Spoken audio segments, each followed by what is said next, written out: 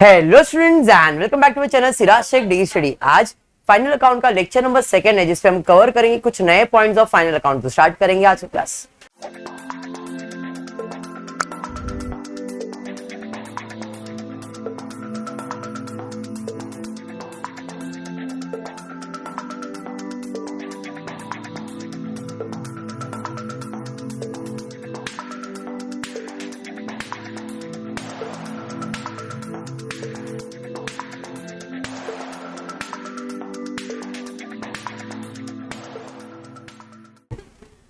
चलिए, in the previous lecture मैंने आपको फॉर्मेट पढ़ा दिया था जिससे मैंने आपको शाहरुख खान का स्ट्रगल दिखाया था और ये जो स्ट्रगल रेड लाइन में लिखा है वो उसकी स्ट्रगल थी। अब जो शेड्यूल मैंने आपको दिया था उसे हम बनाते हैं नोट्स टू अकाउंट्स के अंदर। Notes to account A B C D E F G H I J ये सब उसके शेड्यूल्स है। आपको याद होगा मैंने दिखाया था सी I T C S O क्या था ये? अरे नहीं रे बाबा, लास्ट कीवर्ड क्या था? चला खुद, तकदीर, सिनेमा, ऑप्शन। ये दिया था ना मैंने, सिनेमा चला आए, ठीक है ओके, चला आए, तकदीर, सिनेमा, स्टार, ऑप्शन, ठीक है। और कुछ? तो ये सब उसके शेड्यूल्स ही है। आज हम क्या पढ़ने वाले, इस शेड्यूल के अंदर क्या क्या आता है। अब इसके अंदर कोई सीक्वेंस नहीं है, फॉर्मेट नहीं है, बट क्या क्या आता है वो मालूम होना जरूरी है। जिसमें सबसे पहला शेड्यूल बनता था तुम्हारा शेयर कैपिटल। पहला schedule share capital, story Shahrukh Khan की, जिसमें एस था share holder fund. Share holder fund में पहला आता है शेयर कैपिटल। शेयर कैपिटल में इसके बाद कितने कैपिटल होते हैं? 2 capital, equity share and preference share. Equity share capital, preference share capital. इसमें माइनस करने का, अगर कोई कॉज इन अरियर या शेयर फोरफिटेड है तो कर लो, सेट कर लो।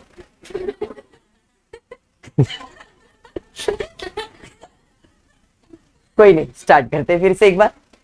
Equity share capital, preference share capital, equity share और प्रेफरेंस शेयर्स।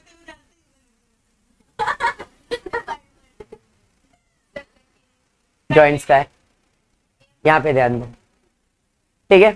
फिर से एक बार, equity share, preference share, equity share, preference share, equity share, preference share, equity share, preference share. Very simple भाई, इक्विटी शेयर, प्रेफरेंस शेयर, इसके अलावा इधर कुछ आने वाला नहीं है। तो शेयर होल्डर फंड में यानी कि शेयर कैपिटल में सिर्फ 2 ही चीज आने वाला है चैताली, क्या? Equity share, preference share, equity share, preference share, equity share, preference share. Less calls in arrear, less forfeiture, less calls in arrear, less share forfeiture, less calls in arrear, less forfeiture, less calls in arrear, less share forfeiture, less calls in arrear, less forfeiture. 2 चीज ही minus होने वाला है, less calls in arrear, less share forfeiture. समझ में आया क्या? हाँ जी, फोरफिटेड, उसको फोरफीचर कहते हैं। हाँ, फोरफिटेड लिखा सर, आपने फोरफिटेड फ्यूचर क्यों बोल रहे सर? मतलब एक ही है, आपने इशू ऑफ शेयर्स किया था, share forfeited account, share forfeiture, एक ही बात। चलिए ठीक है यहां तक। तो ये आपका इक्विटी, इसके लिए कोई कीवर्ड नहीं है, लेकिन रिजर्व सरप्लस के लिए बहुत बड़ा कीवर्ड है, क्योंकि this is very important for us in my life. SSC का प्यार है जी, रिजर्व एंड सरप्लस क्या है? एसएससी का प्यार है जी। क्या कीवर्ड है? एसएससी का प्यार है जी। पार्ट 1 आया क्या? नहीं ना, तेरा तो टीवाई का ही रहेगा ना। डन, फिर से एक बार। जिसमें पहला ऐसे है statutory reserve, S statutory reserve, S statutory reserve, S statutory reserve, S securities premium, S securities premium, S securities premium. ये सब रिजर्व्स होता है। और भी बहुत सारे रिजर्व्स है, बेसिक मैंने लिख के रखा है ताकि आपको रिजर्व्स का आइडिया आ जाए। जो आपके सिलेबस में आने वाला है उसमें से कुछ चीजें मैंने इसमें लिख दिया, ठीक है। S S C, capital reserve, capital redemption reserve, capital reserve, capital redemption reserve, SSC, SSC. समझ में आया क्या? एसएससी का पीआर प्यार, पीआर प्यार, पीआर प्यार, पीआर प्यार, एसएससी का प्यार, एसएससी का प्यार, एसएससी का प्यार। कर लेते हो कैसे सर आप?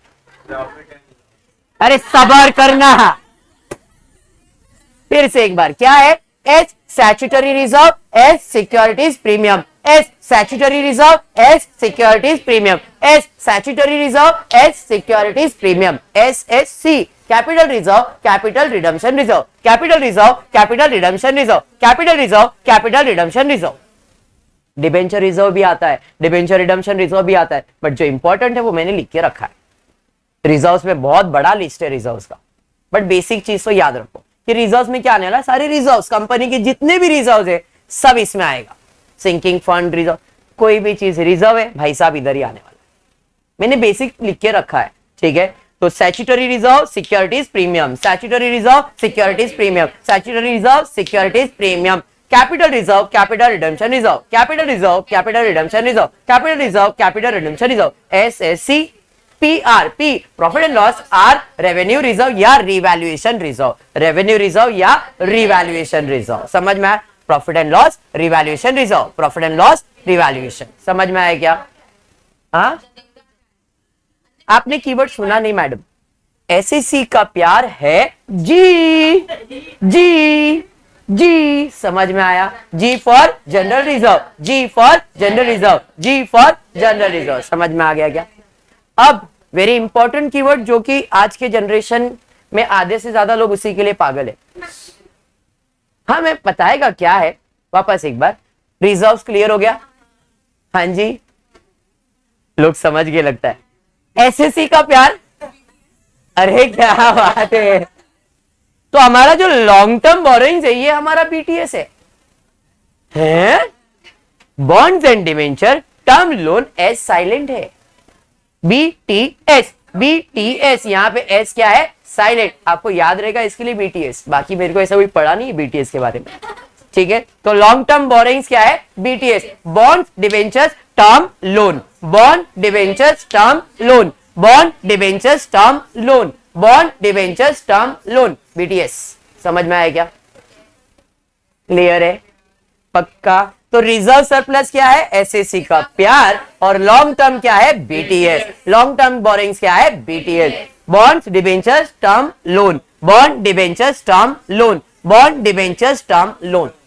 कीवर्ड था कि भाई शाहरुख खान ने ली ढोल, ढोल में डी था तुम्हारा डिफर्ड टैक्स लायबिलिटीज। आपको याद होगा, वो मैंने यहां पे शेड्यूल नहीं बनाया क्योंकि उसका कोई शेड्यूल नहीं है। समझ में आया? वो डायरेक्टली आपको आपका जो फॉर्मेट है उसमें डायरेक्ट अमाउंट लिखना है, उसके लिए कोई फॉर्मेट नहीं बनेगा। समझ में आया? डीएच था ढोल का, ओ और एल। ओ से आएगा अदर लॉन्ग टर्म लायबिलिटीज, ओ से आएगा other long term liabilities. Long term liabilities जो ज्यादा टाइम देने के लिए आपके पास इसके अंदर है टू, टीओ। टू क्या है? Trade payable other payable, trade payable other payable, trade payable other payable, two. SSC का प्यार बीटीएस 2, एसएससी का प्यार बीटीएस 2, एसएससी का प्यार बीटीएस 2। समझ में आया क्या? क्लियर है? पक्का? 100%। चलिए, तो T trade payable, O other payable, T trade payable, O other. समझ में आया क्या? ओ उसके बाद था L, L for long term provision, long term provision. इसमें सिंपल है, अदर कोई भी लॉन्ग टर्म प्रोविजन, अदर कोई भी long term provision, other long term provision आएंगे इसमें। समझ में आया? मतलब जो इधर नहीं आने वाला है वो सब इसके अंदर आ जाए। फिर इसका कोई फॉर्मेट होता है? नहीं। इसके अंदर क्या क्या आने वाला, बेसिक नॉलेज चाहिए खाली आपको। लॉन्ग टर्म बोरोइंग्स में क्या आएगा? BTS, bond debenture, term loan आएगा। डिपॉजिट डिफर्ड टैक्स में directly deferred tax liabilities. Other long term liabilities के अंदर कोई ट्रेड पेबल्स है जो लॉन्ग टर्म के लिए, शॉर्ट टर्म के लिए नहीं। शॉर्ट टर्म में भी ट्रेड पेबल आता है, ये लॉन्ग टर्म पेबल है, इधर शॉर्ट टर्म पेबल आने वाला। ठीक है, समझाइए गायत्री। आगे बढ़ते। एस सीएसटी था ना, ढोली और सीएसटी में ऑर्केस्ट्रा शो किया था उसने। तो सी स्टैंड्स फॉर यहां पे करंट लायबिलिटीज, जो आपका हेडिंग है उसके अंदर आता है short terms borrowings. Long term borrowings, short term borrowing same है, ऑलमोस्ट सेम है। बॉन्ड, डिवेंचर, टर्म लोन ही है, बट ये शॉर्ट टर्म वाला है और ये यहाँ पे लॉन्ग टर्म है और यहाँ पे क्या है, शॉर्ट टर्म। तो loans, deposit, repayable on demand, या तो simple short term bonds, short term debentures and deposit, short term bond, short term debentures and deposits. अभी यहाँ पे लोन्स है, यहाँ पे डिपॉजिट्स जो कि शॉर्ट टर्म होगा। बात समझा? क्या आएगा, कंसेप्ट पकड़ के चलो कि इसमें लिखना क्या है। आपको है ना ट्रायल बैलेंस दिया जाएगा, ट्रायल बैलेंस के अंदर खाली इसके अंदर जाके अमाउंट भरना है और ये रेडी करके जो मैंने कल शेड्यूल बनाया था उसके अंदर जाके अमाउंट लिखने का है। नोट्स टू अकाउंट का मतलब क्या है, समझ में आ गया? Notes to account is your answer, आप बोल सकते हो ये आपका आंसर है। इसमें जितने शेड्यूल्स है ये शेड्यूल्स बनाने गए पर्टिकुलर रुपीज करके, इसका अमाउंट सबका सेपरेट अमाउंट कैलकुलेट करना है इसमें, और उसे कैलकुलेट करके आपका जो बैलेंस शीट का फॉर्मेट है उसमें जाके लिखना है। बैठा दिमाग में? समझा? कल जो अपन ने बैलेंस शीट का फॉर्मेट किया उसके अंदर डायरेक्टली खाली हेडिंग्स डालना है और हेडिंग्स का जो आंसर है, जैसे इसके अंदर कुछ आंसर आया उधर जाके लिखो, इधर कुछ आंसर आया उसमें जाके लिखो, तो इधर कैलकुलेशन होगा और वहां पे आंसर प्रेजेंट होगा। समझा आपको? बैठा दिमाग में? क्या कर रहा हूं मैं? शॉर्ट टर्म्स हो गया, CST, टी यहां पे आ जाएगा अदर करंट लाइबिलिटीज, यानी कि interest accrued, income receive, unpaid dividend, वो लाइबिलिटीज आप जैसे आउटस्टैंडिंग बोल सकते हो, कुछ आउटस्टैंडिंग है। ट्रेड पेबल भी इसके अंदर आएगा, बट ये कौन सा पेबल है, शॉर्ट टर्म पेबल है। बिल्स पेबल, क्रेडिटर्स, ऐसे जो चीजें छोटी छोटी चीजें होती है वो इसमें आ जाएगी। क्लियर है? हाँ जी। शॉर्ट टर्म प्रोविजन, अपन ने किसी का पैसा जमा करके रखा है, थोड़े टाइम के लिए लोन लेके रखा है, शॉर्ट टर्म लोन्स बोल सकते हैं, या शॉर्ट टर्म जैसे provision for tax, provision for bad debts, ये सारी चीजें इसमें आती है। Second effect profit and loss का इसमें आता है, शॉर्ट टर्म प्रोविजन का। क्लियर है? ऑर्केस्ट्रा शो OS, ठीक है? समझ में आया? तो क्या क्या चीजें इंपॉर्टेंट इतने ही है, बाकी सब चीजें अपने आप, नाम जो है वही उसका आंसर भी है। इक्विटी शेयर में, सॉरी शेयर होल्डर कैपिटल में equity preference, calls in arrear share forfeited, reserve surplus में SSCPR है और यहां पे BTS है, TO2 है। क्लियर? ये पूरा अदर्स है। Short term bonds, short term debentures, deposit आ गया, आउटस्टैंडिंग एक्सपेंसेस, आउटस्टैंडिंग इंटरेस्ट, जो भी है तुम्हारा जो बाकी वो सब अदर करंट लायबिलिटीज में। Short term provision for tax, provision for expenses, कोई भी प्रोविजन है वो सब इसमें आ जाएगा। क्लियर? यहां पे आपका खत्म होता है लायबिलिटीज। डन। असेट्स तो सिंपल था। फिक्स असेट, फिक्स असेट में दो टाइप होता है, क्या? टैंजेबल और इनटैंजेबल। टैंजेबल असेट्स का मतलब land and building, plant and machinery, computers, जो भी प्रॉपर्टी आप देख सकते हो वो सब टैंजेबल होगा। और इनटैंजेबल के अंदर क्या होगा? इनटैंजेबल पेटेंट्स है, गुडविल है, ट्रेडमार्क है, ये सब तुम्हारा इनटैंजेबल असेट्स है। क्लियर? इधर एक चीज याद करने जैसा है कि इधर हम लिखते ग्रॉस ब्लॉक। क्या लिखने वाले? Gross block. अब ये ग्रॉस ब्लॉक कैसे आएगा? तो ग्रॉस ब्लॉक के लिए फॉर्मूला है opening add purchase less sales. तो अपने को जो आंसर आएगा उसे क्लोजिंग कहते हैं। क्लोजिंग यानी कि ग्रॉस ब्लॉक। समझ में आया क्या? Opening add purchase less, closing नहीं, less sales. Opening add purchase less sales, तो जो आंसर आएगा इसे आप प्रॉपर्टी का वैल्यू कहते हो। ओपनिंग में परचेज कुछ किया तो ऐड करेंगे, कुछ सेल्स किया तो माइनस करेंगे, जो आंसर आएगा वो मेरा ग्रॉस ब्लॉक आएगा। उसके ऊपर हम लोग डेप्रिसिएशन वगैरह सब कैलकुलेट करेंगे।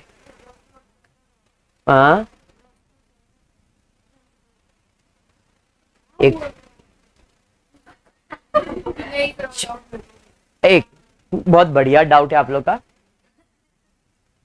टैंजेबल असेट्स दिया रहेगा, फॉर एग्जांपल मेरे पास एक फिक्स असेट है प्लांट एंड मशीनरी, ठीक है?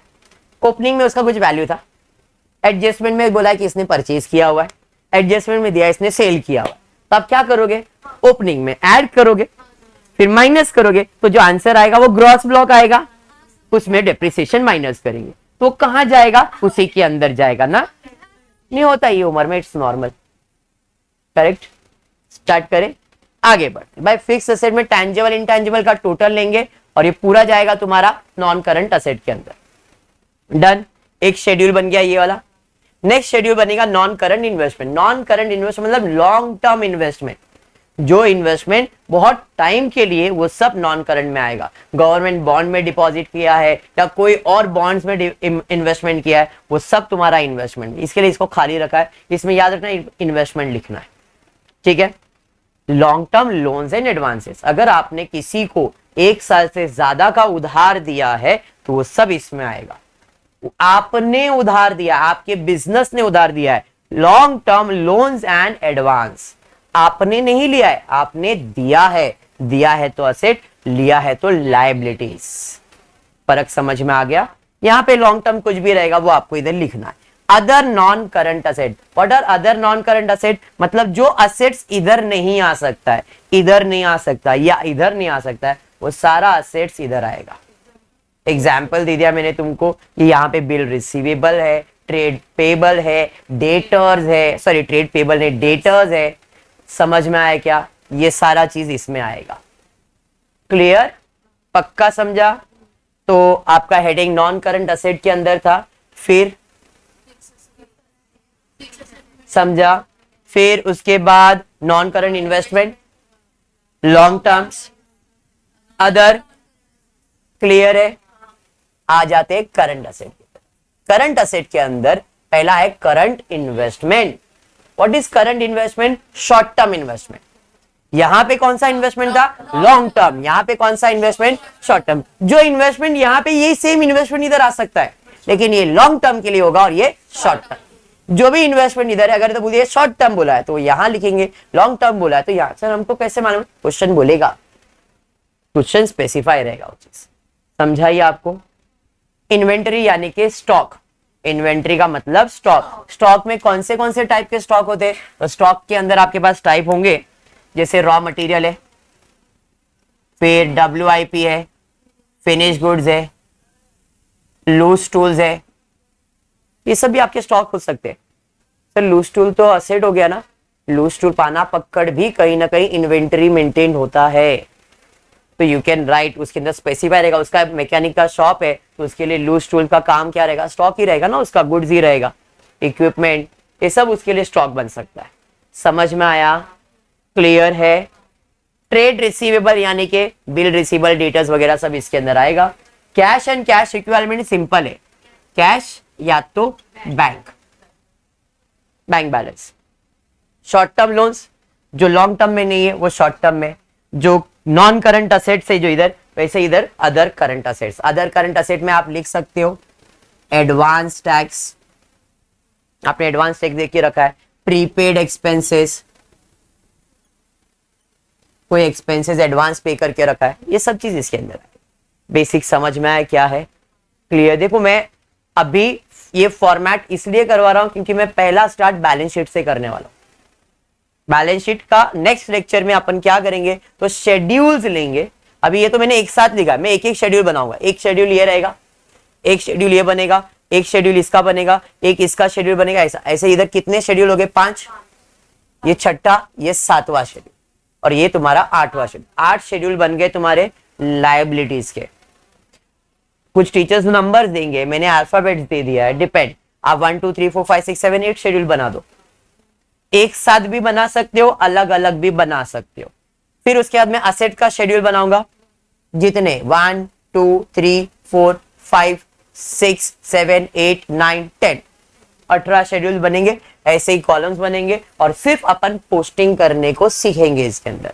पहला 2-3 लेक्चर्स में यही होगा, बैलेंस शीट का पोस्टिंग सीखना है, नोट्स टू अकाउंट्स कैसे बनता है वो सीखेंगे, एंड देन फॉर्मेट। एक बार इस पे कॉन्फिडेंस तो प्रॉफिट एंड लॉस पे जाएंगे। समझ में आया क्या? क्लियर है? तो आज के लिए इतना ही करते हैं, नेक्स्ट लेक्चर में इसके आगे का कुछ सीखेंगे। होपफुली आपको वीडियो पसंद आया रहेगा तो प्लीज वीडियो को लाइक कर देना, फ्रेंड्स ग्रुप में शेयर करना, चैनल को सब्सक्राइब करना। Thank you for watching the video.